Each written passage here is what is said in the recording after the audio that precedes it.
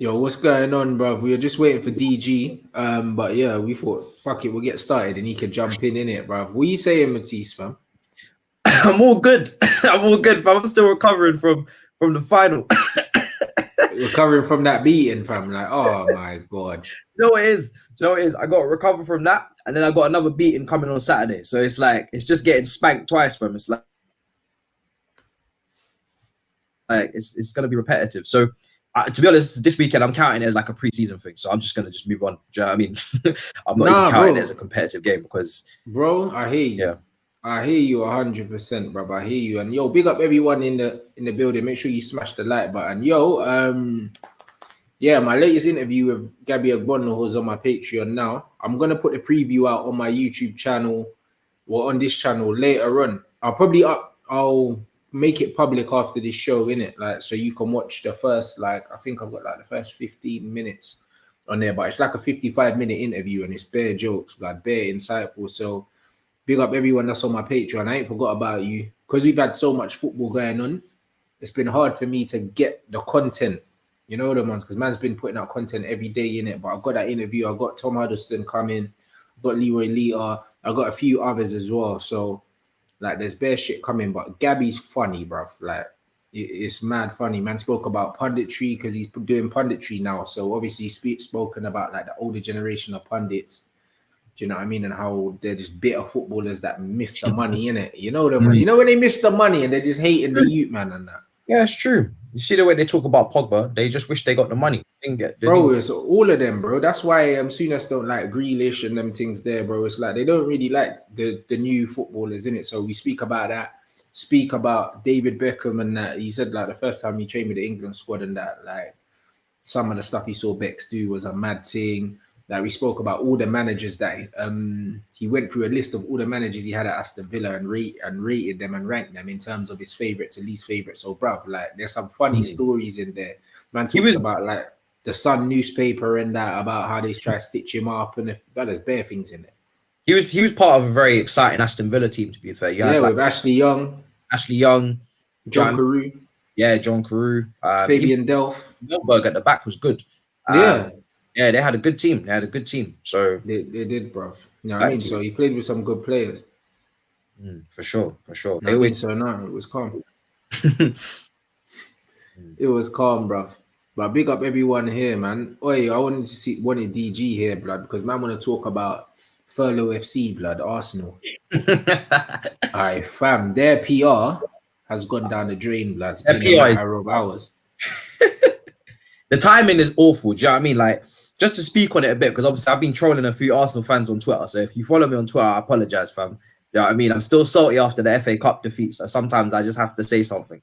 But on a real, if we're keeping it 100, it's all Stan Kroenke. Do you know what I mean? Like, yeah. And the way that I phrased my tweet was that I brought Ozil into it, but I was kind of misinterpreted because I didn't mean to blame Ozil, so to speak. I just mentioned him as, look how much money you're paying him and you're not playing him. You know what I mean? Fair play to Ozil. He's like a Gareth Bale. He's collecting his piece. That's not his fault. It's you man's fault who put him on the deal. If you're gonna pay a player that much, and I know it's not got no correlation to the players, to the people that left their job, but it's just bad PR that we're speaking about. You got a player earning 350k, you're not playing him, you're not using him. Do you know what I mean? It looks poor. Then you're bringing in Willian on a big contract because it's obviously a free. You're linked with Coutinho and Gabriel, but your billionaire owner is out here letting go of 55 workers. And I know a lot of you will say, listen, they're at the ground. Do you know what I mean? We're not using the ground at the moment. They're not needed. But come on now, you're a billionaire from you can keep them on. Do you know what I mean? Like at Chelsea, that's the one thing I'll say with us is that we paid our people during lockdown. We didn't try and furlough them. Do you know what I mean? We helped the NHS. We did all these things. And for Arsenal, the fans always talk about we're a classy club. We got tradition. Stan Kroenke's not standing for any of that right now. Do you know what I mean? He's not showing what Arsenal are meant to be about. The fact that you're doing things like this, and like Rants said, it's a PR disaster class. Do you know what I mean? It doesn't look good at the end of the day. So it looks horrible. And that's what I'm saying. Like our owners are sharks, bro. But one thing they understand is the power of PR and social media. They'll do whatever they can to save face. That's why when Liverpool were doing the furlough thing, I think Tottenham are doing it. We came out very early and said we're paying everyone, even when they're not there. Do you know what I'm saying? And the thing is, in normal business, if you understand business, yeah, the last thing that takes the hit, yeah, is the product and the workers, bro. Like, if the people upstairs should take a pay cut, take a hit, the people that are meant to get bonuses, their dividends and whatever, them man are supposed to take the hit before the people on the ground, because the people on the ground are what helps you function, innit? Like, people can't say players need to take pay cuts, bro. Players are the product, innit? Without the players, there is no Arsenal. So players should never take pay cuts. Do you know what I mean? If you are manufacturing, say, Mars bars, and you said, yo, we've hit a hard time, yeah, the first place that you're going to get hit is your sales revenue. You don't say, you know what, we're going to take an ingredient out the flipping Mars bar, bruv, to save money, because then it won't taste the same. Yeah. that is fire. Bruv, do you know what I mean, though? Man can't say, all right, we're just going to remove the peanuts from the Mars bar to save money. Man can't remove the peanuts, blood. Do you see what I mean, bro? This is what it is. The footballers are the Mars bar. They're the product. If you take anything away from them, yeah, you don't have a product, bro. Do you know what I mean? So the players should never take pay cuts. The people above them should take the pay cuts. The people below them shouldn't take the pay cuts. Because if you've got no one to sell the flipping Mars bars, then how do you distribute them? Do you know what I mean? True. Like, the people upstairs should be taking a pay cut. It's the same with the government. Should be taking the pay cut. Yeah, it's the same. It's the same with the government, though. They're using the players as like, oh, we need you to help us out more. You know what I mean? It's like, it's just footballers always seem to get the brunt of it. Do you know what I mean? Because this analogy that goes around, this term that goes around, doctors and nurses should be making that money. You know, that's not how it works, man. They're not entertainers, bro. Footballers are entertainers. No one talks about how much man in Hollywood get paid, bro, because they're entertainers, bro. Entertainment industry is the most lucrative industry, one of in the world, bro. So you get paid accordingly. If anything, football players are underpaid, because if they got paid what they were worth compared to what Stan Kroenke's pocketing, these footballers would be billionaires, all of them. It's true. The amount of money that they bring in, do you know what I mean, on the TV screen, stadium. Bro, without them, there's no money. Who's going to wear the shirts? Who's going to fill the stadiums? You don't buy a shirt with no name at the back, Joe. Sometimes but you know what I mean. You know what I mean. When a big player comes in, the shirt revenue goes up. Do you know what I mean? That's paid for. So, if your team had no players, there'd be no point in having a shirt. Even to talk about Ozil, because he's always the guy that gets it. And obviously my tweet don't help that. But if you understand where I'm coming from, then you would not took it that way. But Ozil, as a player, he's very marketable. Even in the fact that he's all around the world. Even the fact that he's not playing, even the fact that he's definitely declined somewhat as well, because at Real Madrid he was different gravy, but he sold a lot and still probably sells a lot of shirts globally for Arsenal. You know what I'm saying? So he's probably earning his money regardless of. He's got a big Muslim fan base. He'll have a big Turkish fan base as well, and then he'll have his fan base in Germany. Bro, Ozil's a big name in it, regardless of whether he's declined or whether he's playing or not. It's irrespective. It doesn't mean a damn thing. The guy's still a big name in it. So. He's on that money because of how much money he brings in for Arsenal. He shouldn't take a pay cut. Neither should any of the players. Stan Kroenke's the one who needs to eat the pay cut, bro. Do you know what I mean? So when they're cutting 55 jobs and that, and scouts are getting cut and all these, bro, it's laughable. It's laughable, isn't it? Do you know what I'm saying? For my man that said, no stat show today, there is a stat show. I filmed it already. It's already uploaded, innit? But again, this show's got to go out. It will go out this evening. It'll probably go out about 4 o'clock-ish on the channel. Probably about between 4 and 5. But it's already filmed, you man. So don't watch that. Yeah. That's what I mean. And yo, Agbono, he's already seen it. Big up all the man that are already on Patreon. DG just messaged me. He's jumping in now anyway. So he can get his say on what's going on at Arsenal. But honestly, I don't know any Arsenal fans that aren't embarrassed, innit? You gotta be a little bit embarrassed. You know what I mean? It's just not a good look. And we know how much money Stan's got. Like, this guy's got teams. He owns an NFL team, doesn't he? Yeah. So this is my thing. This is my thing with Arsenal fans. When they talk about Sugar Daddy Roman and whatnot, Stan's got just as much peas. It's just that he don't spend it. He don't care about you. Do you know what I mean? Roman cares, spends his money, loves the club. Your owner don't care. So you're still Sugar Daddy. Your Sugar Daddy don't love you. That's all it is. Do you know what I mean? And you actually look back into Arsenal's history, you man spent a lot of money back, like obviously inflation and whatnot, but back in the day, You man were breaking transfer records. You know, don't sit back on your own history. So Arsenal fans like to talk like, you know, you know what I mean. We don't spend nothing. You're not moving like Bayern Munich and Juventus sometimes doing the transfer window and just picking up frees. You spend money. It's just you either spend it wrong or your owner just doesn't give a toss. Do you know what I mean? And let's be real. Everyone who likes to say, "Oh, Man City, if you could have an owner like that who would spend the money and bring in the players to win trophies, you'd have it. Do you know what I mean? When you say that when you're complaining, it's because you're jealous or you just want it yourself. Do you know what I mean? No one turns down money. It just doesn't happen. So it's just as simple as that. It's facts, though. It's facts. The owner don't care about them any more than ours does. And we see that, innit? The Chelsea owner actually cares about the club and cares about football. That's why he spends the money. Do you know what I'm saying? Like, I can't remember the last time I've seen our owners at the games. You know what I mean? Like, the same with the Arsenal owner. I don't even know if he goes to games. You know what I mean? I don't seen him. I've seen his son. His son, I think, you know, if I think his son's more hands-on than he is. Yeah. Even if Stan handed over to his son, but you know what I mean, it still Stan's money. So for me, this is why I never get really too scared of Arsenal. No disrespect, because I do rate Arsenal back in the day when you did the Invincibles and Henry. You know, Henry was one of my favorite players, and that's coming from a Chelsea fan. But when it comes to talking about now, I will never be scared of Arsenal again until they get rid of Stan. I know Stan's the big issue. You guys know Stan's the big issue. You talk about it all the time. But every time you win an FA Cup or you sign a couple 1-2 players, you start getting excited. But you know the bigger problem is Stan. And then with Stan still there, you can't do nothing. You can't do anything significant. Even if you get back into the top 4. What is that? That's nothing. That's not what you're trying to achieve. That's not what you're trying to strive to. You're trying to win trophies, trying to win Prems, trying to win Champions Leagues. You're not going to be able to do that with Stan at the helm. And you know that yourself.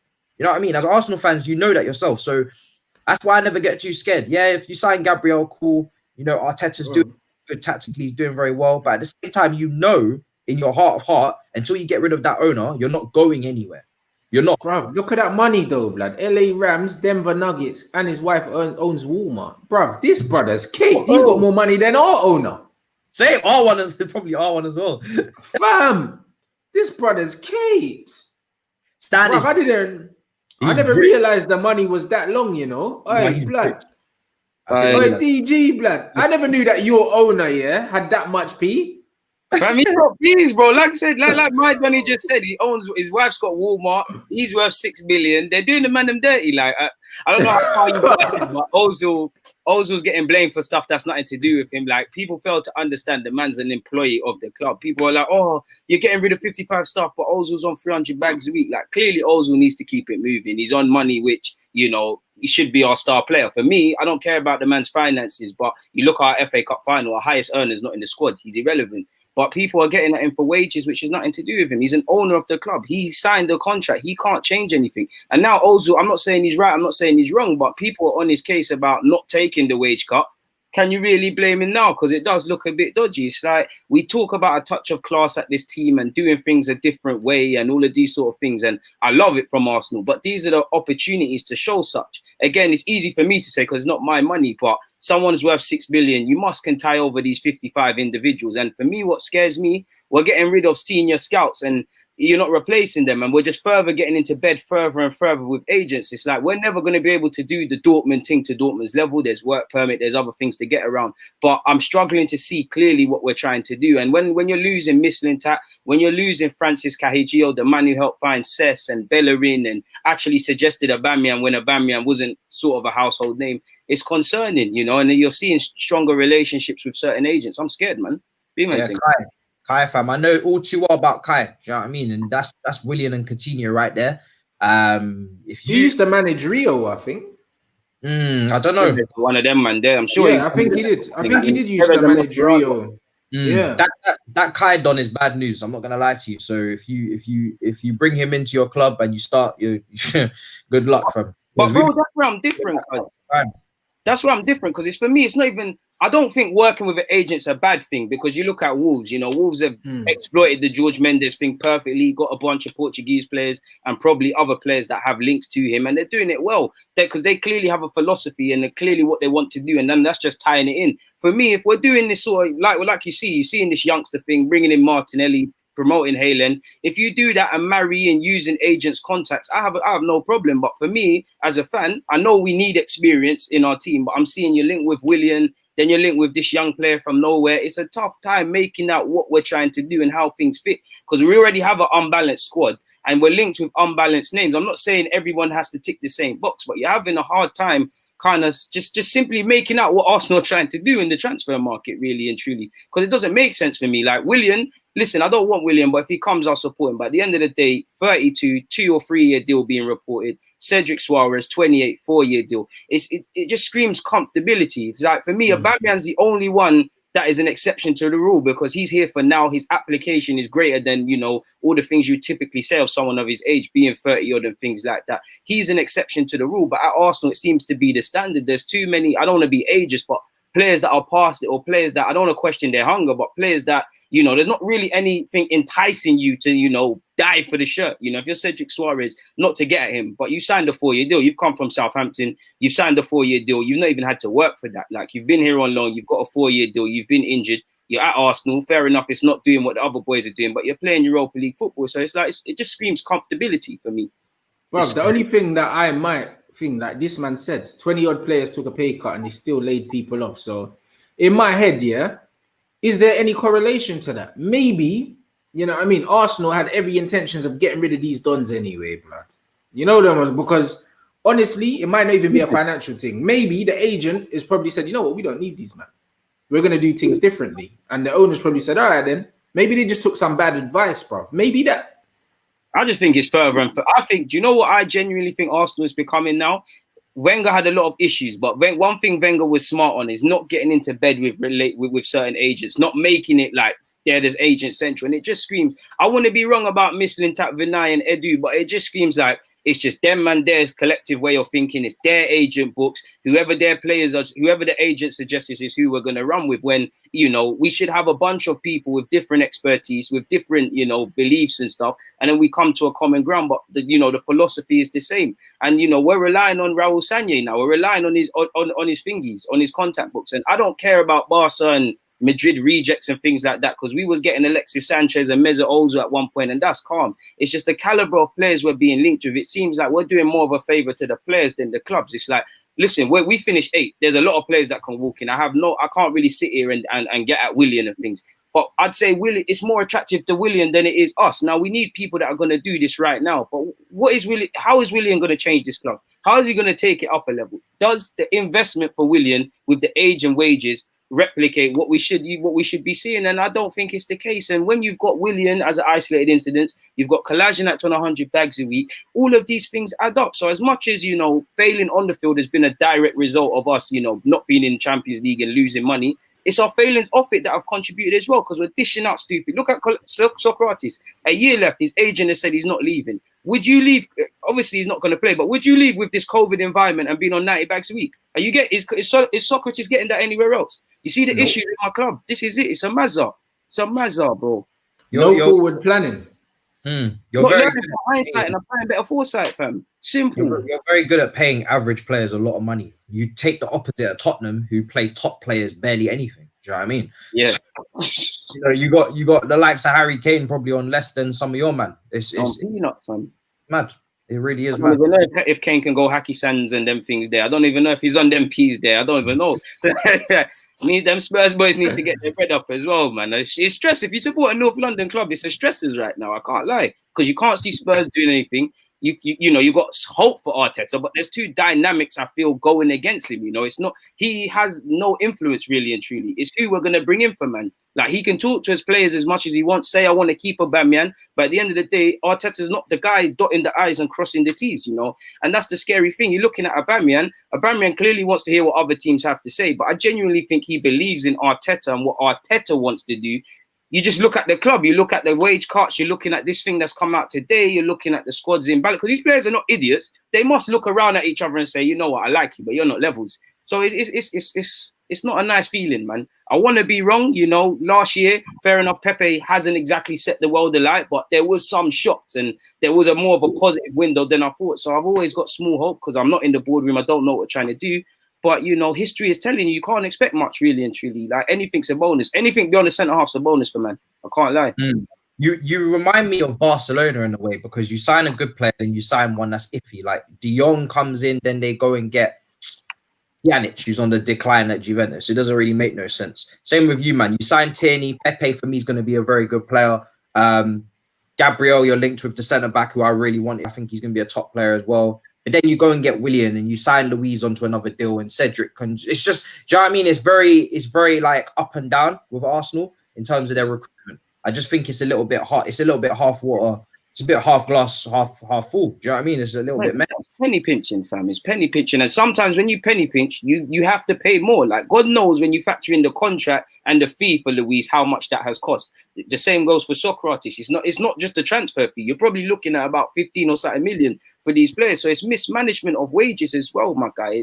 It's jarring because it's like, obviously, football fans, we think everything's easy, but sometimes you can see several things, or you know to do things, and it's like Arsenal like to penny pinch. It's like Marie's come to the club, he hasn't played, so he has my sort of support. But did we genuinely want Marie, or is it a thing where we've tried to get several other targets? You know, Edu's worked in Brazil before. He kind of notified and knows about the Spanishman. Arteta, he probably asked Arteta, do you remember Marie from your days at City? I thought, you know what? He's experienced and these things. Let's bring him in. And to a degree, that's what we've got to work with. But for me, resale value is a massive thing. I don't mind, in isolation, I don't mind Cedric, Willian.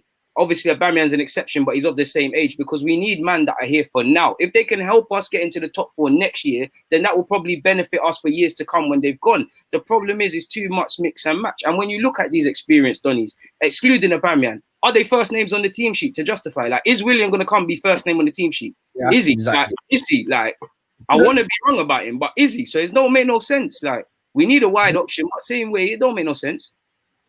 Yeah, for Willian's not guaranteed, bro. Like, he's not guaranteed to start, and he's like, what? And if he does start, who's he starting instead of Pepe then, bro? He's playing 10. Like, somebody said he might play 10, and I genuinely am starting to see that, because for me, if Willian comes, like, again, I don't pre-Chelsea, but I have him as someone that plays on the left, on the right. The left, you know, he keeps Arteta's persisting with Aubameyang on the flanks. I don't know if that's getting rubbed out next season, so fair enough. On the right, you've got Pepe. You spent 70 million on the man. You kind of need to kind of force him to be a success here. And I get it. You know, there's 38 games. There's Europa League. Willian can help us. I just don't see how that's an inspired signing. Like, that's gonna cost us in the long run. Surely he's gonna get more of us than we're gonna get out of him. At best, you're hoping for these mediocre returns that he's done. Like, forgive me if I'm wrong, Matisse. Is this not one of Williams' best seasons? Surely. Yeah. These numbers, but help us. It is his best season, but like I said, he's always been underwhelming and subpar in the final third for me. For me, he's a counter-attacking winger. He's a defensive winger. Perfect for a Mourinho or Conte. If you're trying to play on the front foot, he is not the man who's going to make the correct decision often enough. He's not the man who's going to score enough goals. He's not the man who's going to get enough assists. So, and it shows in his numbers. You just have to go and take a look at his numbers. He did not assist Eden Hazard enough when he was here. Do you know what I'm saying? Right. If you go and look at the front threes that are in this league, he does not get into them. He does not start the top front three. He doesn't get into Man United's front three. He doesn't get into Man City's. He doesn't get into Liverpool's. He doesn't get into ours if we're serious next season, which we are, which hence why he's leaving. And for me, he shouldn't be getting into yours if you're trying to go places. Bro, where does he play from? I don't mind the squad thing, but bro, it's a squad player, but you're signing him onto a 3-year contract with an option of a 4th. And really, it's all about him just staying in this city because he's got a restaurant with David Luiz. It's as simple as that. And a wife that wants to stay in the... I'm a salute. I understand it, but it's like Arsenal need to stop getting fleeced, bro. Because if he is a flop, what can we do? You can't sell him on. How are you selling Willian on? If you sell him on, you're going to have to probably pay up some of his wages. Yeah, you're going to have to pay him out. Exactly. And you've shagged yourself again. Like, even with Mesut Ozil, man screams, sell him, get rid of his deal. That's 20 million. Like, we're not going to do that. So that's even another, I'm going off topic, but that's a situation that has to be dealt with, because Ozil, you either have to pay up my man's wages, buy out his contract, or utilize him in the Europa League and the squad and things. But what you can't do is continue to have this man that is that is only local for Instagram, because we're wasting money. You've got a year left on his deal. Don't shoot yourselves in the foot. Utilize that in some way if you're not moving man on. His agent has said he's not leaving. You know, for me, if you can survive at Unit Emre, you can survive anything. So, like, he's not busting out nowhere. It's so mismanaged. So mismanaged. Doing a Gareth Bale thing, really, isn't it? It's brilliant. No difference. Like, I salute Ozil, because I'd be sitting here collecting my peas if I genuinely don't want to leave. I don't know what's happened between Arteta and Ozil, because if you remember when Arteta took over, Ozil was kind of playing. Then after the restart, he's been rubbed out. So I don't know if the board had said, listen, we've got to kind of force Ozil's hand, or if Ozil and Arteta have had a bust out or whatever. I know Ozil had a kid around these times. I don't know if there's something with that. but something needs to get fingied, man. Because you look at Arsenal's midfield, the issues are defensive, but offensively, do they offer much? Like I love Xhaka. I think Ceballos has been in 30 form, but if we scrutinise that partnership, they need to score and assist more. Now, Xhaka he's one of them midfielders. I don't have him down as that. When he scores screamers, but he's not someone that's going to get assists, that's going to dictate play for you. Ceballos should be that. But why isn't it working for Ceballos? We need goals and assists. We have the least modern day sort of midfield options. And that's why we're at a problem for everything else, man. Just to say on that William point there, finally, is this has been his best season and his second best season as well. And was 2015-16, I believe, when we finished 10th. Both those seasons, and even this season, there's a lot of penalties in that. You know what I mean? It's not a lot of open play goals as well. So his stats have been a little bit inflated recently, especially after lockdown. He's been taking a lot of penalties that Pulisic has been winning. So, do you know what I mean? It doesn't get any better. The only thing I can say in William's favour, just to balance it out, is that every manager we've ever had since he's been here has always loved him, always used him. And I think it's down to his application, his defensive work rate. He's going to track his runners. So defensively, you might improve. Say Bellerin's looking a bit shaky at right back, which I think he always does look. You've got William to track back and cover your runners and whatnot. That's what William will bring you. He'll bring you consistency in training. He's going to work hard. He's going to do all of that stuff. But in terms of attacking output, the brother is atrocious, fam. You just saw the stat there, 70 goal contributions in 7 years.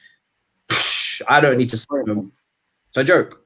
What's the point, man? Like, this is the thing. Like, I'm going to sound like a hypocrite because I would not mind Zaha, and Zaha's numbers have been a bit iffy. But just generally, for me, I know Arsenal ain't got the P's. In certain areas, yeah, unless you're going to bring in someone that is glaringly better than what we have, there's no point inflating it. Like, I'm not going to lie, William could probably, over the course of the season, William will have some use, but at the same time, obviously he's a better player right now than Reece Nelson, but I'd rather give Reece Nelson the minutes and see what he can do. If he can't do it, we clip him. Saka's clearly deserving of the minutes. 70 million on Pepe. You have no choice but to make that a success. Martinelli's not playing any part this season because I think he's got an injury. You know, we're hoping for December, November, so I can get it. You know, there's game time there, but it's like when he's back, would you want to cost Martinelli as a case of William? I only see William being a squad player, being the Europa League, you know, someone off the bench.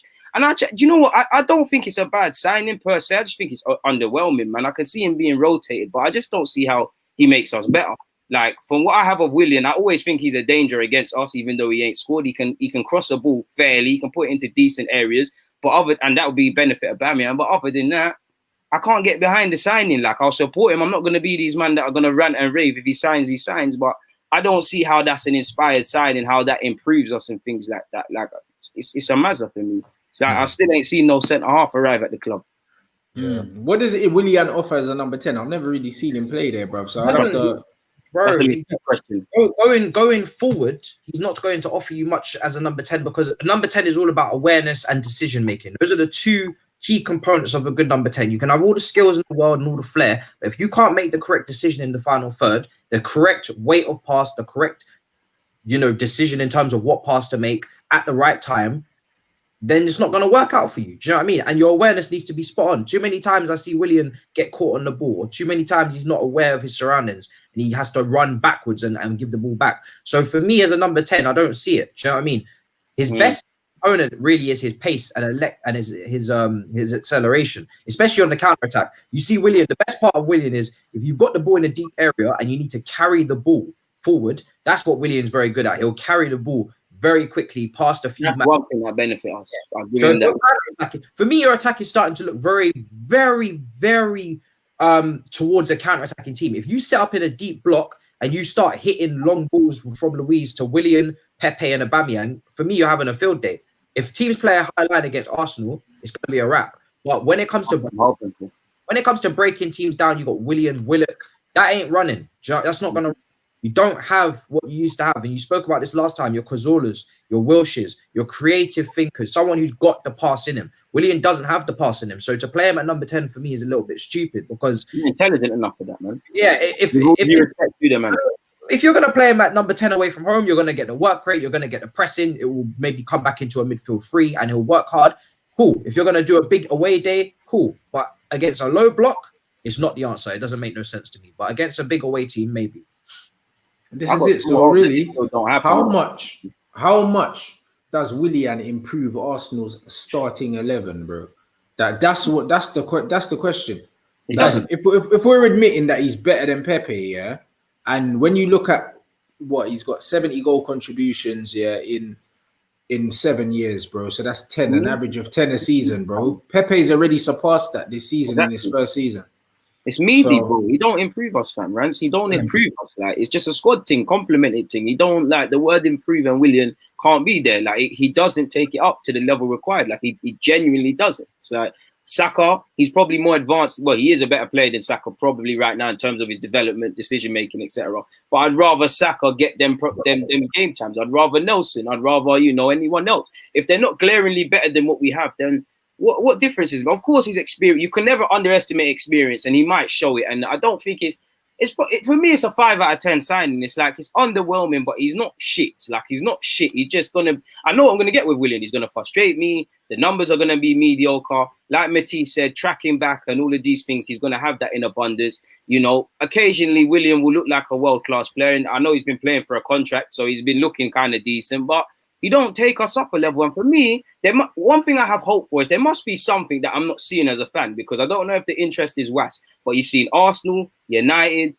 Chelsea trying to renew him, Juventus, Barcelona at one point bidding like 80, 90, and they've been linked with him again. Like, I'm a football fan, and I think they're all smoking serious weed, stronger weed than I could pick up. But surely there's got to be something for all of them to take a chance. Surely.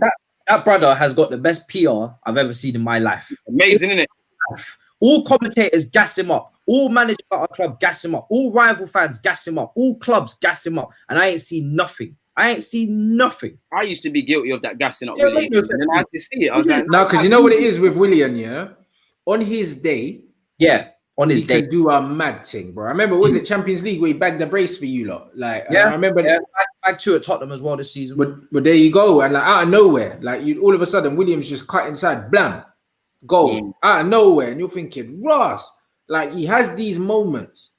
And because he has moments, man, at Arsenal, a lot of football fans, remember moments over remembering the course of a season, bruv. They just remember when someone does something. It's just like there's a lot of footballers, whose legacy is overinflated because they scored spectacular goals. Not because they scored loads of goals, but because every goal they scored was a mazza, was a goal of the season contender. Yeah. You know them ones. And that's what it's like with Willian.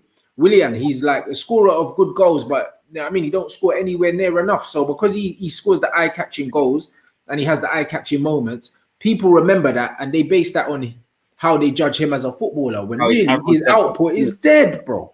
Shit, man. It's not worth pennying 100 and something bags on that. And for me, it don't make sense. You don't go from talking about Kolasinac, Mustafi, this guy, that guy, and the third can leave, and then bringing in Willian. You're getting rid of garbage and bringing in, with all due respect to Willian, more garbage. It don't make sense. It's like you're going around the houses. It's like, it doesn't fill me with confidence. You know, the only benefit I'll give Willian is he's a confident dribbler with a ball, and that's something we need. We need outlets. We need people that are going to be outlets. We need people that are going to want to have it and things like that.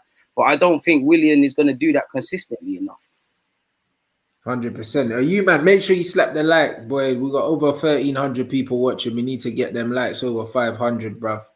Anelka doc, I haven't watched it. I'm watching it today. It's on my to watch thing. Anelka actually lives here, blood. I'm trying to link up with him while I'm here, blood. Yeah, he lives here, blood. I'm trying to link up with him while I'm out here still, blood. He lives literally about 20 minutes from where I am, blood. Yeah, you need to go on past with him, man. Yeah, bro. So man needs to. I've been speaking to a few people. Man's trying to pattern that still, bro. He just looks like a real bad man. You know them ones. What's the feeling amongst Arsenal fans? Because a lot of men are salty, like how he left, and then there was rumors of his brother and all these other things, blood. But I don't know, bro. I think he's one of the most underrated Premier League players, period, bro. Because everywhere he went, he banged. He even banged at Bolton. You know what I mean? He banged at Chelsea. He banged at Arsenal. Banged at Real Madrid. Bro, he bangs it everywhere, fam. Like this brother. Bro. Do you know what it is? Go on. No, I was gonna say, bro, he's played for both of your clubs, innit? I never had the pleasure of having him play for our clubs, but what's your opinion on Anelka?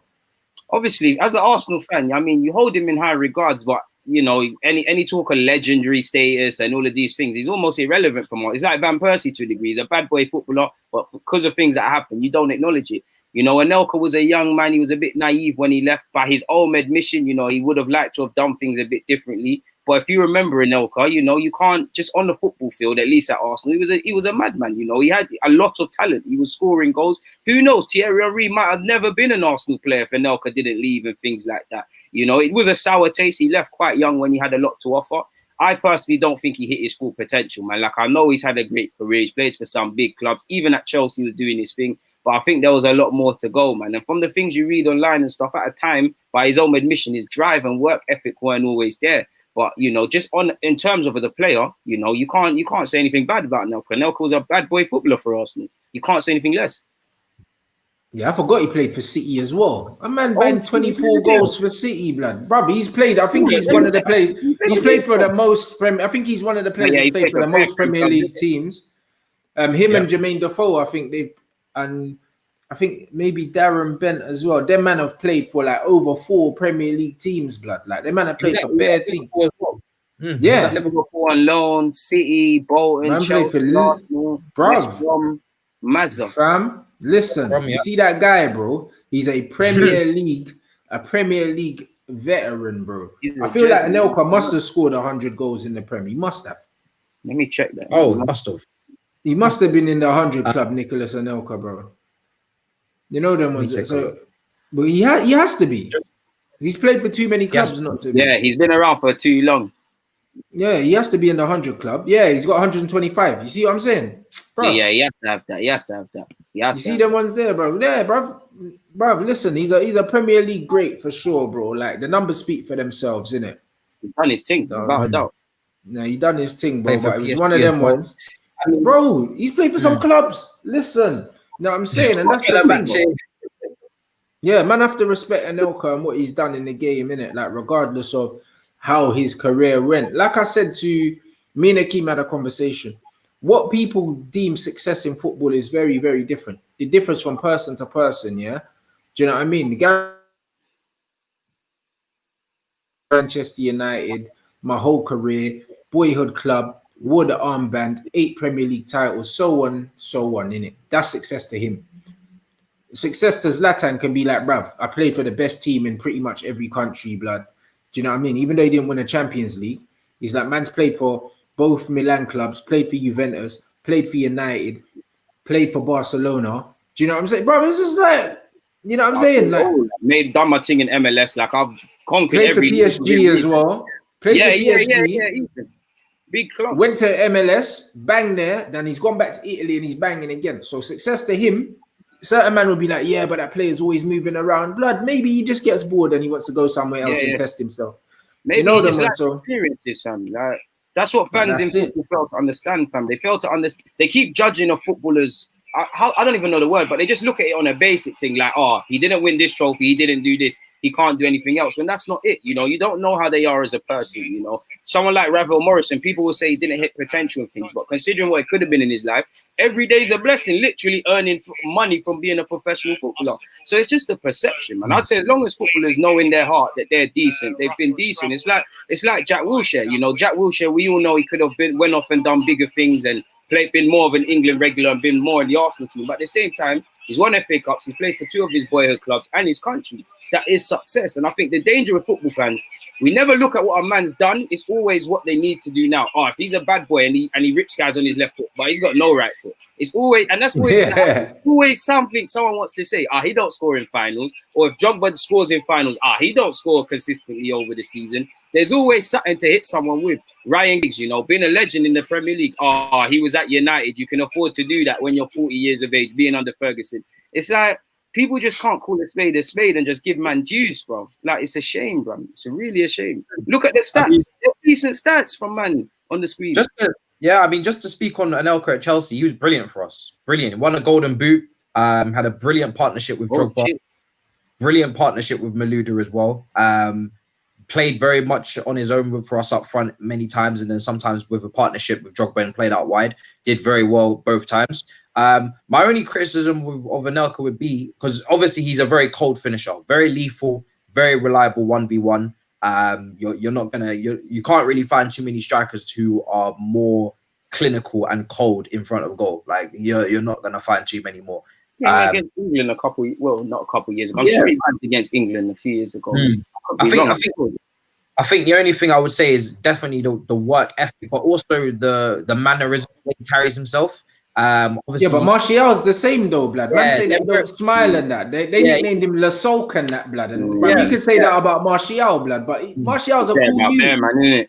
But you know what? Anelka screams of them militant sort of French players, man, like the Evras, them diplomats. Like, I mean, wasn't he part of that team where I don't remember if it was the World Cup or the Euros, but it was atrocious from France. They must have went out in the group stage or something, and Bear Man never got to play for France again. It seems like he was one of them militant sort of man, and that's probably what cost him, man. Yeah, because he stuck it on man, bruv. He was very outspoken, innit? If he thought something was bullshit, he said it was bullshit, innit? And that's just what it is, brother. When you're players like that, like you put your head on the chopping board when things don't go right, innit? Man will always scapegoat you, blood. And the thing is, with Anelka, yeah, like man said, like for instance, like unprofessional and that. The mad thing is, yeah, what is unprofessional, bruv? Because you know what's mad? A lot of people hold footballers to certain levels that they wouldn't hold themselves, bro. Hold themselves to, bro. You know them ones there. Let me tell you something, yeah.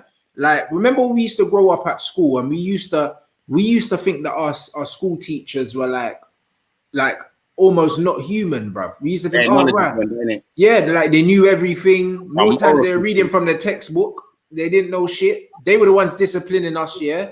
And now I grow up and I know teachers, blood. I go out to clubs, I meet gal and they're like, oh, I'm a school teacher. And she's sniffing coke in the toilet, blood. You know, you know, like that. It's a fact still. Listen, still. And you're looking at them different. Would you say she's unprofessional? She's not at work. Facts, You know what players like Anelka and Berbatov, because of the way they move, when they make a mistake, it just makes it that much easier to go for them. I remember when Anelka missed the Champions League final penalty for us against United. So lazy. I can't no cap. That was things like that. I can't like. I remember missing that. That was dead.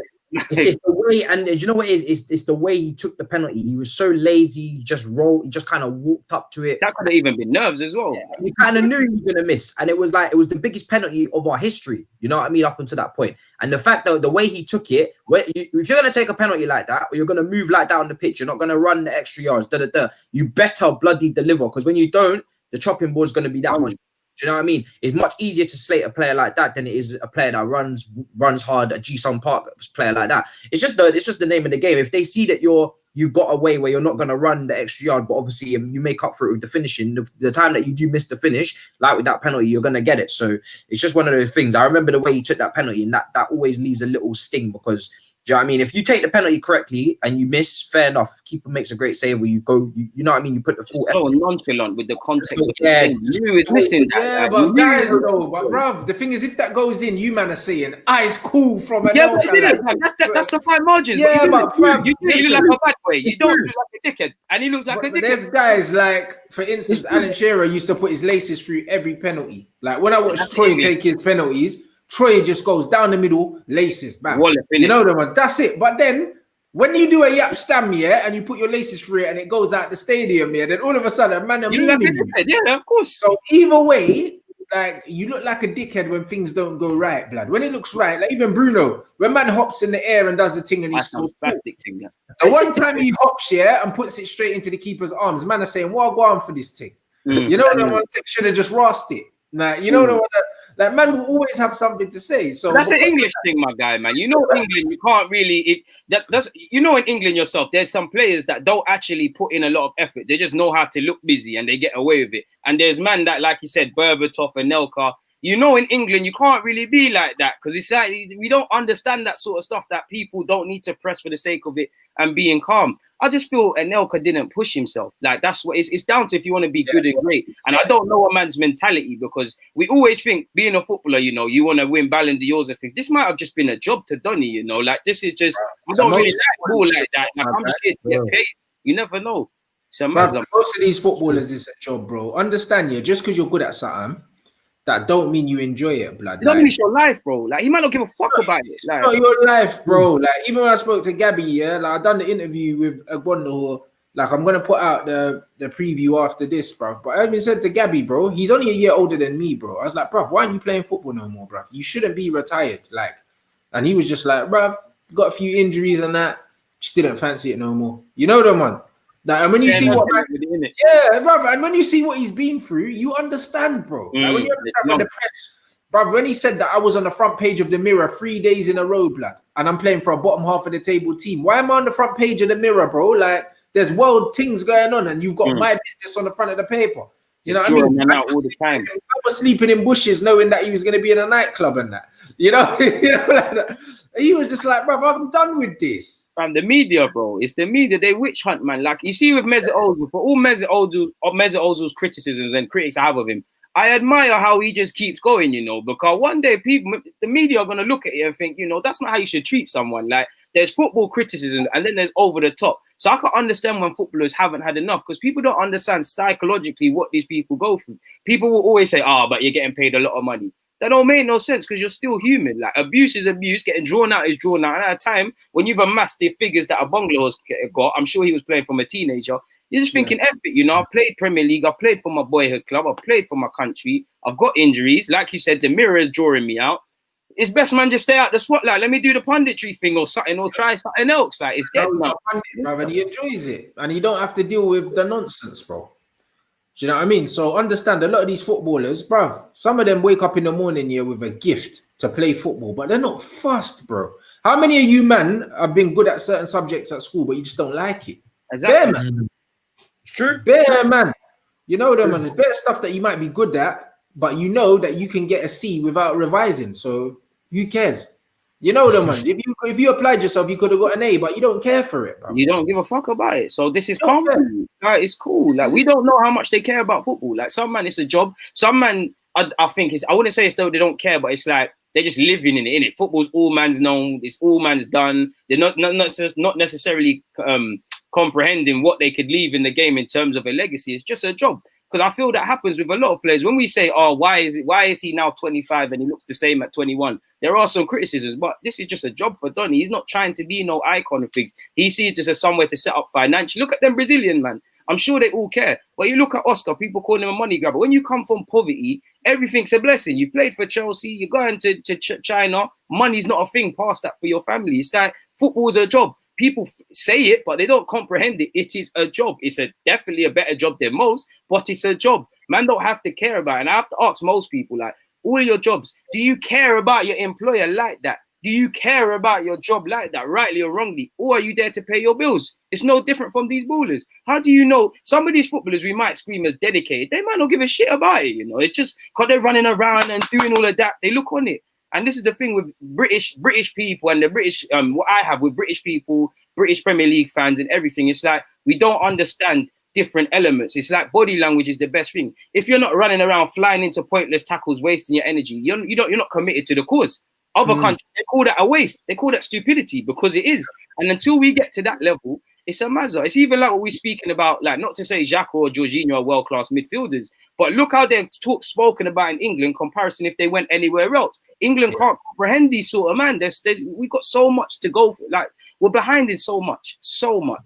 In Italy, Jorginho is spoken of so well. He sits in that midfield with variety, and they ping passes around. They don't run too much, and they just control games, dictate the ball, dictate the game from there. Do you know what I mean? You don't need to run around like a headless chicken. Over here, the game's different. You know what I mean? It's sometimes it can get stretched. It's less. Sometimes I feel like the game over here is a little bit less tactical and more just. It's emotion, man. Yeah, it's less tactical, bro. You need to see this interview, lad. You need to see this interview. That's what Gabby said. 4-4-2. Go out there and have fun.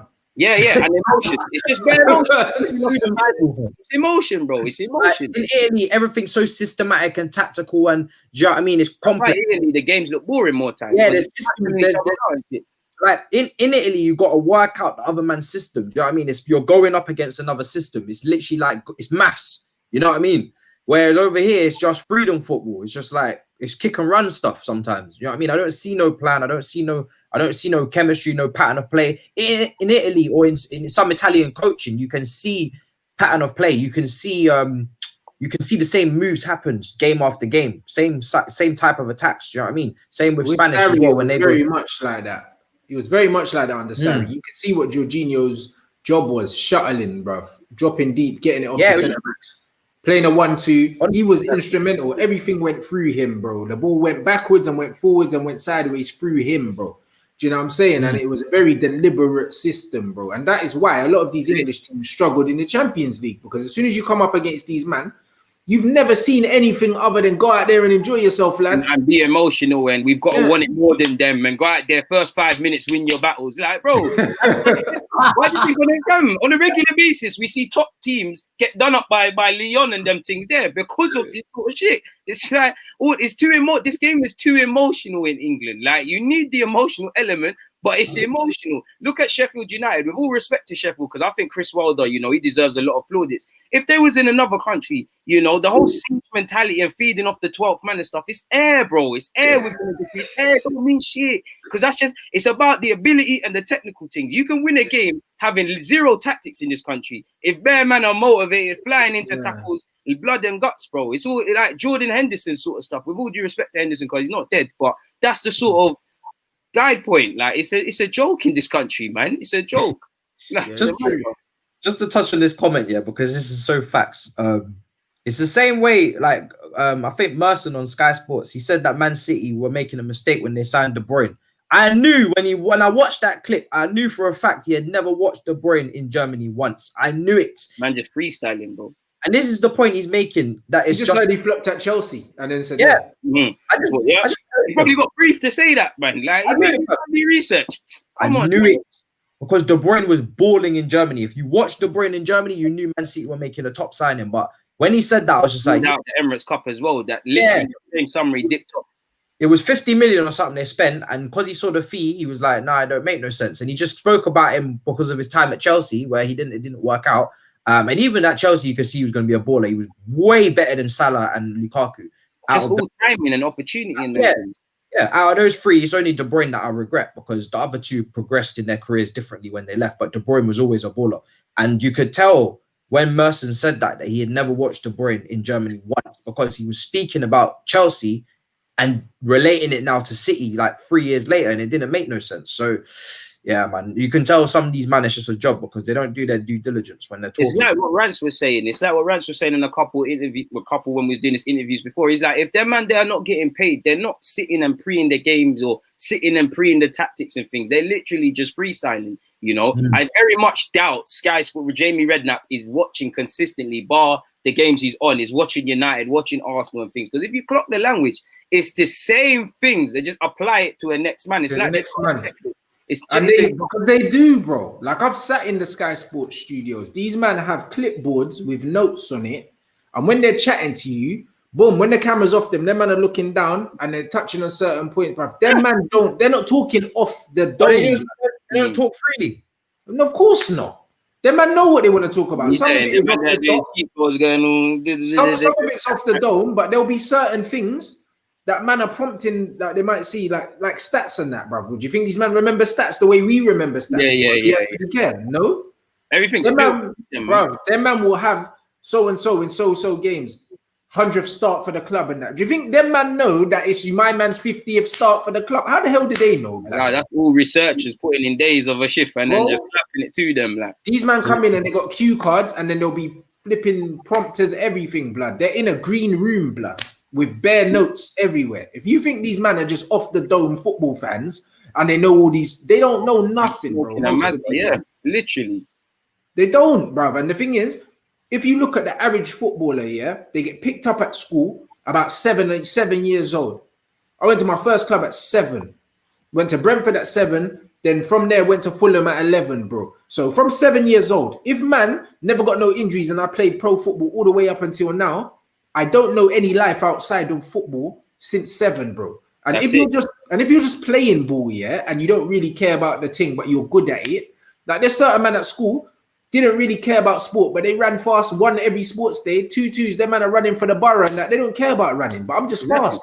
They're just fast. I'm getting it's a way out the ends, fam. And more time, that's it for a lot of these, especially let me not pull any punches. The inner city black kids, it's a way out. I'm not saying they don't care about football, but this is a way out for them. It's like, man, are not necessarily focused on just being, you know, a hallmark in football, a legacy. At some point, I believe that should click and you should want to do that. But it's all about what you want out of life. Some man don't give a crap about football. Like me, I care about football. But if I'm a footballer, my only intention is to make sure my mother, my family, you never have to worry about finances again. So I would fully be on moving to anywhere. Of course, I'd want to win champs, want to do all of these things, but I'm on the finances thing. And it's like people, the thing with people in general, they can't have their own opinion on something, put it to the side and consider an alternative view, or his reasons might be different. Like I said, not saying Brazilians are money grabbers, but, you know, you've come from poverty. You never want to see that again. People don't understand what makes people tick or reasons for doing certain things. It's like, what's it? Is it Aso Akoto or something like that? Yeah. He keep it true. He said, listen, I'm just in football for the peas. Like, I use my football peas to invest in other things. I'm buying cars, and I remember reading about it. I'm buying cars and doing things. He kept it true. How can you really get at a man? You can call him a money grabber, but then you always talk about honesty. The man's honest. He said, I'm coming training and things. Like, he said, I can't lie. I think he took it a step further. He was like, I don't even know who we're playing on Saturday. He's like, I just turn up. That's a mad one. No, but I respect it though, because if he was working for any other multi-billion-dollar company, bruv, if you're working for Amazon, bruv, you just know what you need to know to get your paycheck. That's it. Yeah, you don't want to know anything else, and it's all irrelevant to you. I don't care when Amazon was founded. I don't care how many factories you got around the world, blood. I just know this is my job. Pay me at the end of the month, innit? Like, bro, any job is like that, bro. Just because we aspire, and say, yeah, we would love to be there. There's a lot of men there that are like, right, it's not all that, fam, but realistically, the money's wavy. That's it. The money's great. I don't really care about this ball thing, but the piece is giving me good. It set man up for life. Like, simple as, bro. I think even Alex Song says similar when he moved to Barcelona from Arsenal. The funds, innit? Yeah, and he said, listen, I wanted a nice car and I couldn't get it at Arsenal. I had to give it back because they weren't paying me enough. You know what I mean? I tried to rock up with the same car as Henri. Next month I had to give it back because my wage wasn't enough. So I said, Barcelona come in for me. They said to me, you're not going to play too much. I said, I don't care. I saw how much money you're paying me. On the TV. It's the piece. Fuck, bro. Yeah, Alex Song. 100, bruv. He said it, bro. He said, I saw the O's and I never turned back. Man saw the O's, B. Like, man saw the O's. None of you man sitting right here is not telling me that, bruv, you don't see that money, bro. Gone. If I saw that money in China, I'm gone. I speak Chinese for everybody. I'm going. Where the band is right, I'm going. I'd love to play for Arsenal and give my life to it, but the bands is all that matters for man. Simple as. Time to learn Chinese. All that matters, bruv. Trust me. Then the super chat, is it Ollie's final season to deliver something in progress? I fear we won't get top four. I just can't see his coaching abilities improving our place. Arteta. Yeah, probably, but I don't think that it's got anything to do with that, bro. Like, our aspirations and the club's aspirations are not the same. That's what you have to understand, bro. Like, he will get away with whatever the club allows him to get away with, and what he gets away with will be a reflection on what standards the club have set for themselves, blood. Do you know what I mean? The way it looks, the club standards aren't very high, because City have just finished second in the league. They're talking about signing 6 man. We're not signing 6 man, blood. And man finished third on the same points that we finished on last season, and we're not trying to sign 6 man. So it already shows us here that City are on stuff and we're not really on stuff. If you're really honest, that's what it tells you, innit? So honestly, Ollie will be allowed to fail at the club. The club will allow him to do that. At a big club, he wouldn't be even this wouldn't be good enough. LBG won an FA Cup and got sacked. If he wasn't Ollie, he would not still be here, because it is failure. Like, don't get it twisted. I think Ollie's been a failure at United. I think the only good things he's done is man management. Yes, there's been good form. To be fair to him, he's obviously got top 4 and he could progress in the Europa League, but he just doesn't scream at inspiring. Sooner or later, the novelty of we're United and I'm Ollie Golasholsha, former player, it's going to wear off for these players. Sooner or later, they're not going to care about Donny. And it's like, you're looking at United, I think United are genuinely a proper manager and a couple signings away from actually doing something. Now, I don't know what doing something is. I think if United get the right signings, the next question just becomes depth. Who comes off our bench to make the difference? If they grab Sancho, if they maybe grab a DM, this is just me as an outsider. If you get a left-sided centre-half, personally, I'd look at left-back, but I wouldn't say you're dying for one. You can have a dramatically better side. This Ole Gunnar Solskjaer, he's had Lampard's number in a couple of games, but he's shown he's potentially not the man to take people forward. Now, if we sit here a year from now and United have won the league under him, what can you say? You'll give him his dues, but he just doesn't scream like someone able to do such. So it is his last year, in my opinion. But like Rants said, he'll be allowed to fail as much as he can fail, as much as he can get away with. So it is what it is. For me, if they brought in Pochettino, brought in Sancho, brought in Declan Rice, and brought in Gabriel from Lille, that's a team. That's a team. That team's ready. Do you know what I mean? That team's ready to do something mad. Because for me, those 3 signings, that would be your sign, just your spine once again, just lay it up again. You might need some more squad fillers, but because right now your squad fillers are shocking. I saw that game yesterday. Some of the players on that pitch from, you know what I mean? It's just a joke. Do you know what I mean? There's some players that just shouldn't be at Manchester United, but that's just the way it goes. Do you know what I mean? When you, like I said, some players like Phil Jones, it's just to meet requirements. You got that homegrown requirements thing to meet. And sometimes them English players can just sit there and just chill on their backside for nothing, because you have to submit a squad at the Premier League every season that has to meet certain requirements. And Phil Jones ticks the boxes. So that's just how it goes, unfortunately. Ain't he even going Russia? Jones is even going Russia, I saw today, boy, or yesterday. One of them, he might be going Russia, Spartak or something. I don't know. Well, that's the money that's the only clubs that can afford him, bro. He's on 110,000 a week, so yeah.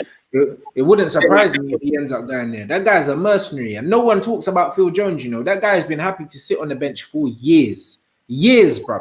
He's never been a first-team starting player for Manchester United, probably in his career, past LVG, blood.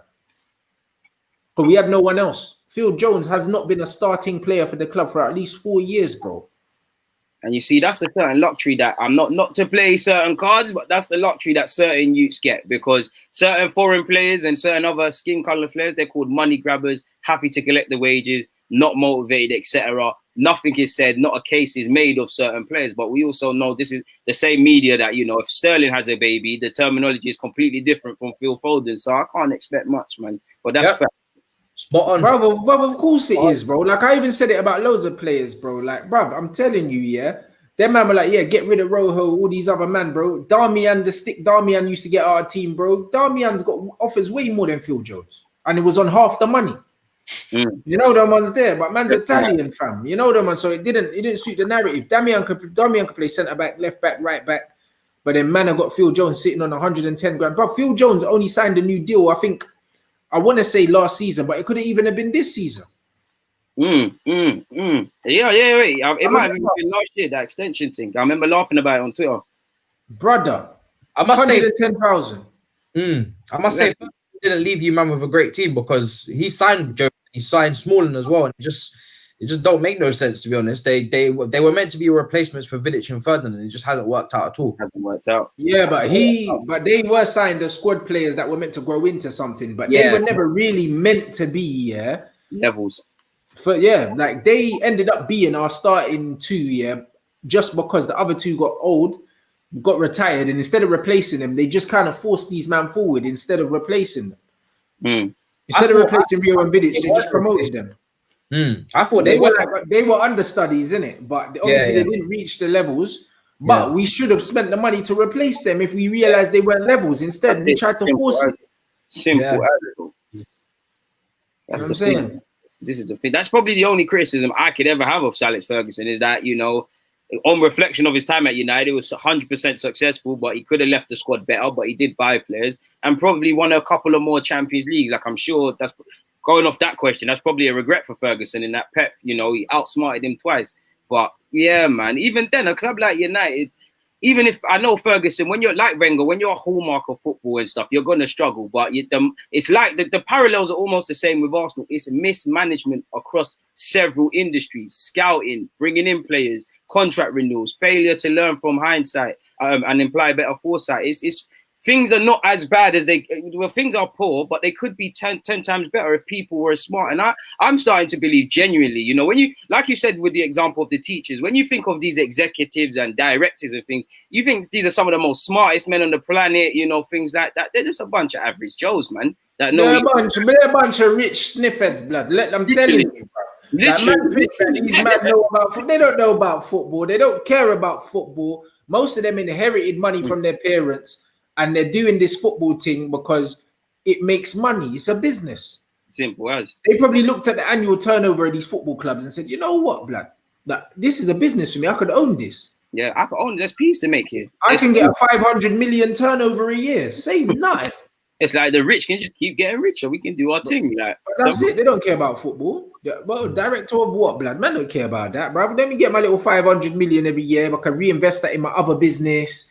Keep flipping it. Then when I die, my son can get it. Bruv, these man don't really care like that. They don't give a shit. They don't give, and that's the problem of fans make, fam. Just assuming that these people give a crap about our clubs. And that's something as an Arsenal fan, as much as obviously I want to be back in the top 4. I want to be challenging for things. But as a fan, I've had to look at the dynamics, realize that I can't change a damn thing, and then temper my expectations, because I feel with my club now, we should be angry. But it's at a point where if Arsenal genuinely ruin your day or make you vex, you're doing it to yourself now, because you know what like, you genuinely are doing it to yourself, bro. Like, you're doing it. If I know several players are going to do the same thing, we're not going to invest in several areas, you know. Even with Pepe, I'm not criticizing bringing Pepe in, but you could, even in our worst days, you could argue we've always had better attackers than defenders. Are we going to splash? Obviously, it's not 70 million up front, but are we going to put that sort of outlay on the centre half like we did with Pepe? What academy centre halves have you seen come out of Arsenal since Tony Adams? These are the problems at the club that need to be addressed, but they haven't. So how can I keep getting vexed? Because at some point,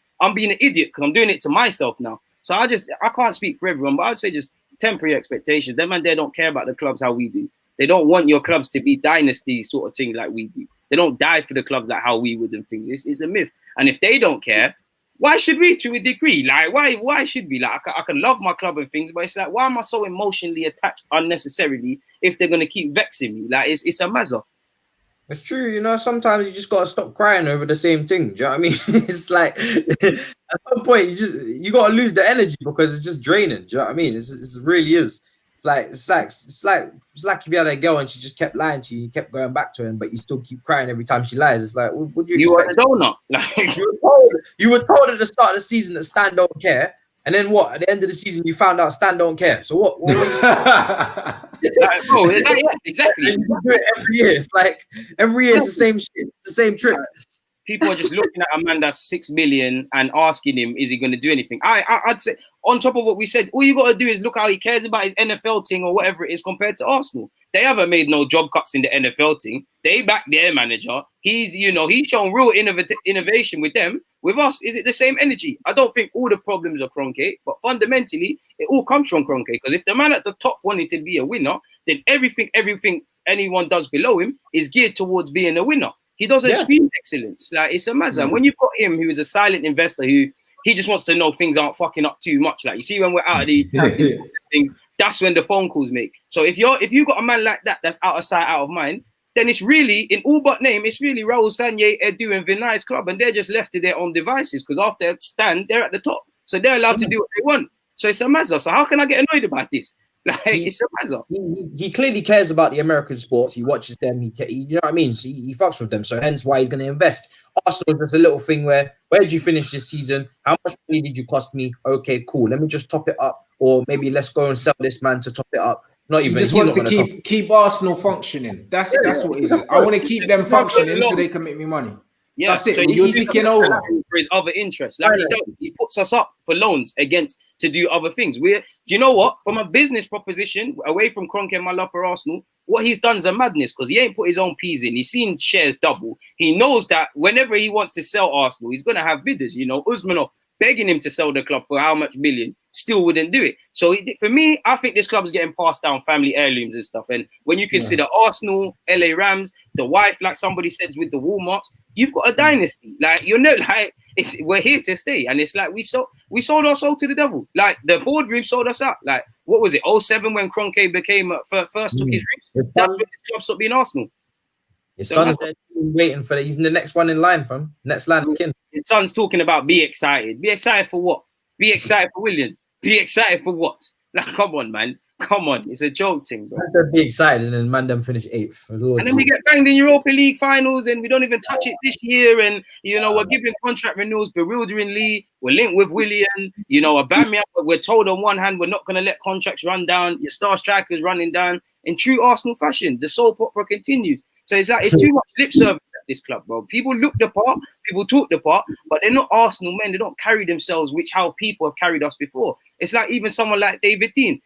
People have this perception that David Dein cared about the club. He gave a crap about the club. He loved it, but he cared about his finances. Now, when you care about the club, I don't care if you like making money. As long as you care about the club, you can do both. You've got Kroenke. Kroenke don't give a crap about football. I guarantee when he goes Emirates, he says, what team is which? Who's shooting where? He probably don't even know the rules of soccer, as he calls it. It's a dickhead thing. Like, it's a dickhead thing. He probably doesn't even know his players. Like, I guarantee he don't know Aubameyang. He probably have to go on YouTube to see who Aubameyang is. I guarantee he don't know shit. Because he doesn't care. There's no reason for him to care. He knows that it's being looked after by other people. Like I said, when we start failing, that's when calls start getting made. Like the first time we come out the Champions League, he probably called it like, yo, what the fuck?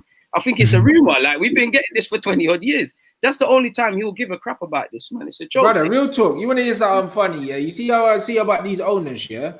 I interviewed Leroy Lita. I'm going to put that out as well, bro. He was Reading's record signing, £1 million, yeah? The chairman paid that £1 million out of his pocket. And Leroy said that the chairman walked past him, didn't even know who he was, you know? He spent £1 million of his own money on this youth. He didn't even know what he looked like. Man came out, he went to talk to the chairman. The chairman walked past him. And he's like, hold on, this Don spent £1 million of his own money on me, and he doesn't even know what I look like, bro. And so these man have no interest in the football, blood. They don't care. Numbers, bro. Numbers, popularity. They probably use it for their other business interests. Because if I'm Stan Kroenke and I'm trying to line up another billion or whatever, I might say to a prospective client or whatever, you know, I own Arsenal, or I've got a box at Arsenal. Do you want to come watch a game? And then we'll conduct our little business meetings from there. That's what Arsenal wish for Donny. He knows that. Bro. He knows we're always going to buy shirts. You know, football is bordering. It is essentially a religion. He knows that he's got suckers. Even me, I'm slagging my club off now and always will. I just want to fucking spend £70 odd on a shirt, and I'm going to do it again when the away shirt comes out. This is the twanging that happens. Even if I say I'm not going to, or I'm not ever going to return to the stadium, there's a million other fans that will fight over that I'm giving up. So there's nothing that can change here. There's nothing that can change. So it's facts. They don't care because they know that you are literally, you're hooked, bro. The fans are the only loyal people in football. That's it. Stan's sitting in his mansion in America just laughing from. He's like, you man are always ranting and raging and tear about me, and then when I to new kit, you man just go and buy it. And when I put we twerk. Oh, the kid's nice. Me must come on this reviews on YouTube. We'll twerk him with the kid. We're like, oh my god, we're fucking gonna have some optimism like everyone when signings come in, and it's the same old process again and again and again. And we're gonna keep. When you put some season ticket prices up, you man still sell it out anyway. I'm still gonna buy it. Man, it's just too easy. It's too easy for pay. Next man are gonna pay. Simple as, and still be out there on TV ranting and raving and being upset. And guess what? The next week we're gonna roll up again. Like it's a matter. With the new shirt on. With the new shirt. Man just playing Monopoly, just moving the dog around, and you man are just all hopping around. Just literally.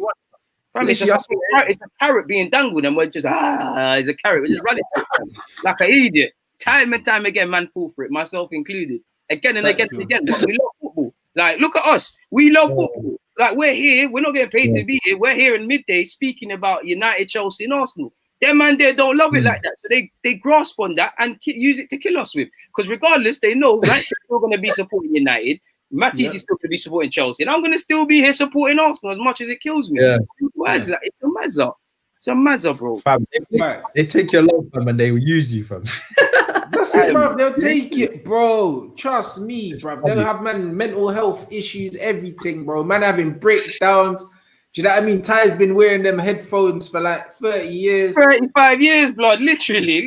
Brother, you know them ones there. Like honestly, and these men are gonna pass this stress down to their kids. You know them, bruv. This is, bruv, if you want money forever, buy a football club, innit? That's it. That's money forever.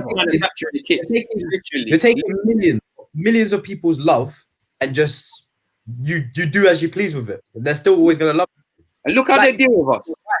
Yeah. Look at it, how much of a shag it is. You have to buy it. I don't know about other clubs, but at Arsenal, you need to be a member of some level to even get in the conversation. Yeah, you need a ticket, and then even then there's tiers and that, You know what I'm saying? This is all before you've even got to the purchasing tickets. Then you're looking at man want a beer or man want a juice. And if they bring their youths, you know how kids are. They all want sweets. Not enough man are gonna go Tesco's. They're gonna go and pay £3 for something that costs 99p. This is how, and then you're gonna buy you and your kids some shirts. You're gonna put names on the back. You're gonna buy programs. You're gonna get the rest of it. You're gonna go stadium tours. You're gonna carry on and on and on and on. And we know with football fans, no matter how much we get stressed, a good result changes a lot. Like I would love to see the figures. I guarantee you, at all our clubs, everyone's been slagging them off. The minute you know you've had a convincing win, that corner, that club shop is seeing more sales than it probably did when you've lost and things like that. Because money is irrational. We all like there's studies on this. You know, when money's in our hands, we act like a drug, especially when it's something we like. You know, there's a part of our brain that can't differentiate good or bad. So, you know, when I'm looking at Arsenal, I want to buy Arsenal everything, not quite the ties level, but I want Arsenal everything. I want all the kits and stuff like that. So we're going to be here as fans to stay, bro. Like, I thought Arsenal, I remember being in school with K-Rose, I'm like, you know what? By the time I leave school in 2011, Arsenal going to win Prem. We're going to pattern up. We're going to fix up. We used to get bantered for being a top 4 team. Lord knows I'll give everything to go back to that. Now look at us. And I'm still here again, buying the shirts, saying the same things. You know, since 07, I'm still crying for the centre-half partnership. Like, it's a mazza. Like, it's a mazza, man. Like, that's the only word I can find for it. It's a mazza how much they're able to exploit us. It's like, it's capitalism at its finest, bro. Like, it really is. It's a mazza. Absolutely. With the super chat that was on the screen, I already spoke about what Rooney said about Ferguson, man. I already spoke about it on the last show. I've spoken about it actually twice, bro. Do you know what I mean? Ferdinand said a certain thing. Do you know what I mean? I think in 2009, specifically got it wrong. That 2011 Barca team beats United no matter what they do, innit? You know them. That 2011 Barca is one of the greatest club teams of all time, innit? So regardless of what happens, them man probably get pammed regardless. You know them, man. So I can't really speak for that. But I always said it, and I've said it before. When it comes to British managers and that, tactically, a lot of them got their pants pulled down in Europe, innit? A lot of them did. Do you know what I mean? Sir Alex Ferguson included. Do you know what I mean? And because he's the most successful football manager in the history of the Premier League, etc., etc., etc., yeah, people don't know how to differentiate between man management, coaching, and being a manager, in it, bro. Like, you know what I mean? Like, there weren't too many times growing up here where I watched Man United and I was like, yeah, tactical masterclass from Ferguson, bro. No, we didn't need a tactical masterclass. 4-4-2, our players are better than yours, blood. Hold that. Simple, simple as. Yeah. We're better than you. We'll make the difference. Yeah, but that's what it was.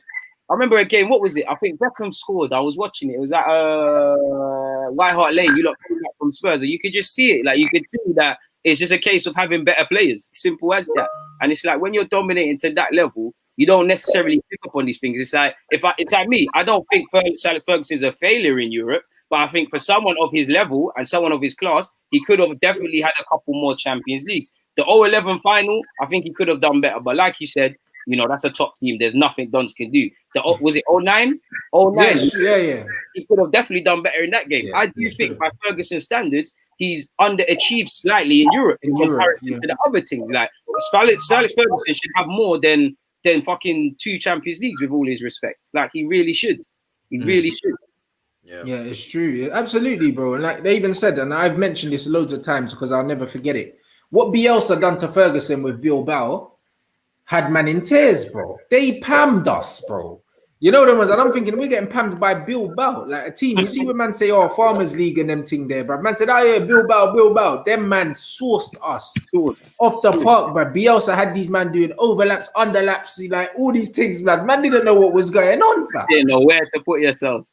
Bruv, didn't know what to do, fam. And this is what happens. Do you know what I mean? That's what happens. Like, these man tactically, look at the age of Bielsa. He's still here, yeah? And he was pulling off these things like a decade ago and that. These man's football education is just different. Different, bro. It's different, bro. Like, even when I was looking up to do like my UEFA badges and that, another thing, even Gabby said, yeah, like it takes longer here, but you learn less, bruv. Like, he went over to Northern Ireland, done like an intense course, and you can do it in 6 weeks. Bruv, if you go Holland, yeah, depending on what country you do your badges in, they cost different prices because you learn different things. The most expensive country to do your badge in is Holland. Because in Holland, bruv, you see the depth of the learning that you get in Holland. It's not just like over here where they're like, oh yeah, go do this PowerPoint thing, this, that, and the other, bruv. You study the game like you would study a subject in school, blood. Proper understanding. Like proper understanding. And outside of that, it's here. And the curriculum's not even the same. And then you can go to places like Romania, 300 euros, yeah? Go get your flipping UEFA license, bro. And then cut. You know them ones, and then they've got managers that are better than the managers here, bro, because their actual football education has been better, bro. The football education that a lot of managers and players were getting here before the foreign managers came in, dog shit. Different, yeah, literally. Again, it comes back to understanding it football fact. It's even I was having this conversation with my guys the other day.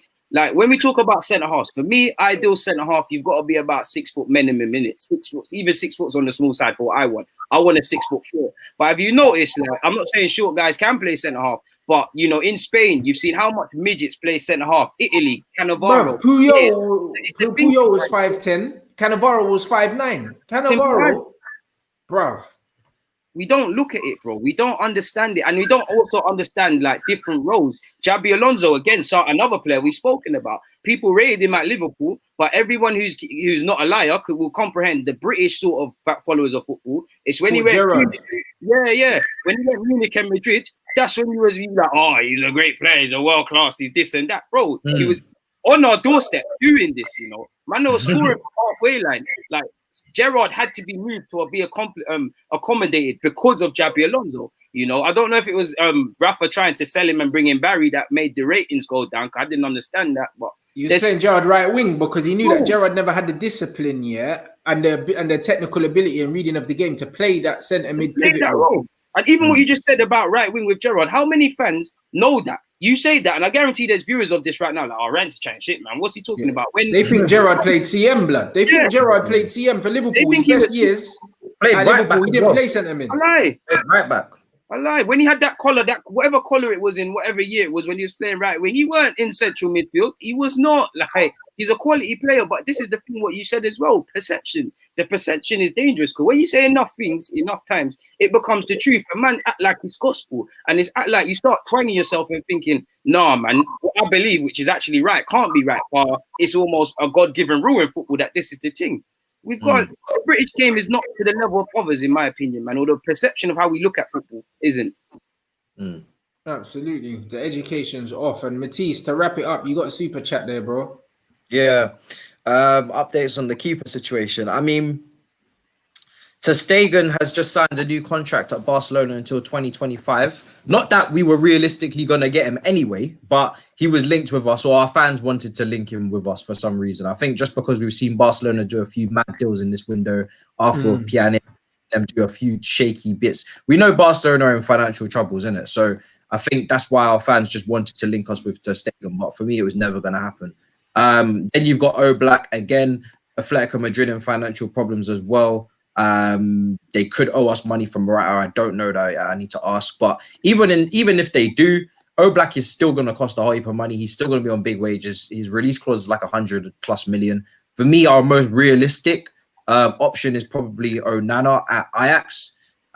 Mainly because Ajax are selling. They've decided that they're going to sell him and Tagliafico for like 25 million a pop. Yeah. And you know how Ajax moved. They've got the youth academy to back it up. They don't need to keep these experienced players that are ready to move on to another club. They kind of have a personal word of mouth agreement between these top players at 28, 27 years old saying, listen, you can move for a big club at this point in your career, because Ajax are very much a selling club, but they also bring through their youth, and that's just their model. Do you know what I mean? They don't hang on to their top players. So Onana's probably the most realistic one because his price is good. He's got the Champions League statistics to back it up as well. Last 2 seasons had very high save percentage. So yeah, that's the one I see happening. Obviously, we've got a good relationship with Ajax as well because Ziyech signed, Tagliafico, the links are there. We just loaned Castello, their left winger, to them last season, who's coming back now as well. So we're trying to build a relationship with Ajax. If you're going to build a relationship in European football, I don't see there's a better one to build than with Ajax, to be honest.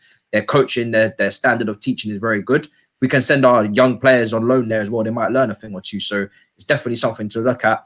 I think other than Onana, you're looking at Nick Pope. He's had a good season as well. It all depends on when you get rid of Kepa, to be honest. That's the main thing. You got to get rid of Kepa. Like I said before, he's not going to sit on the bench. He's not going to sit on the bench on those high wages.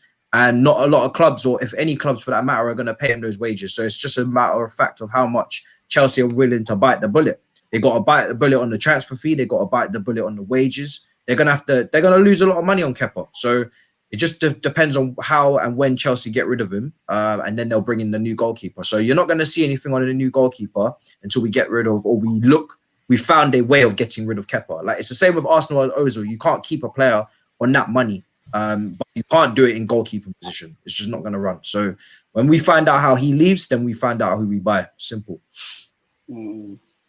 That's spot on, bruv. But that's fair enough, man. Do you know what I mean? It'd be interesting to see how that wraps up.